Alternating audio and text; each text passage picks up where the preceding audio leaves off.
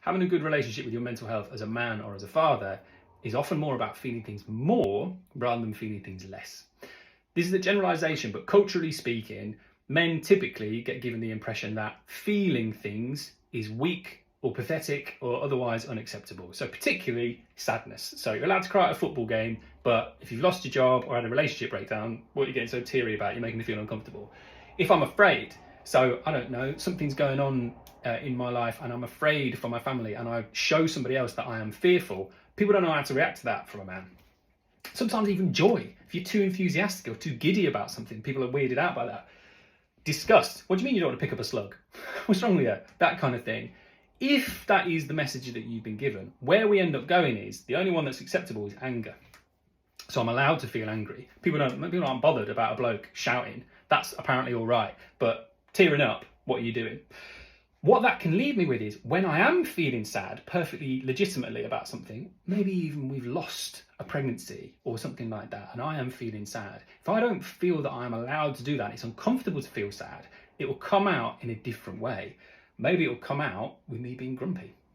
It will come out with me, these are like snap, crackle and pop's unhelpful cousins.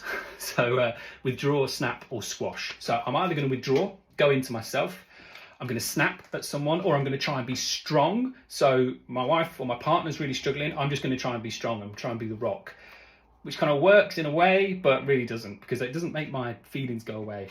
I will have to squash my feelings. So either I'll have to do something quite unhelpful to get rid of it. So I might drink, medicate in another way. I might bury myself in video games or in work, something like that. And that starts to cause problems in itself, because I can't just say to my partner, I feel really sad too, because I'm not allowed to. So I end up withdrawing from them, shutting off or closing down. That is kind of what I mean by sometimes it's about learning how to feel more. Because if I'm allowed to feel the way that I feel, they don't have any of a sort of power over me, these emotions. If I'm allowed to say, I am scared. I'm scared because my wife's having to have extra scans during the pregnancy. I'm scared about that and I don't know what to do. If I'm allowed to do that, I can just sit with it and I can share it. If I'm allowed to be sad, if I'm allowed to say and just show that I am devastatingly sad about the loss of something, then that emotion will go the way that it's supposed to go, and it won't cause me as many problems as if it comes out in an unhelpful way. So sometimes it's about feeling more, not less.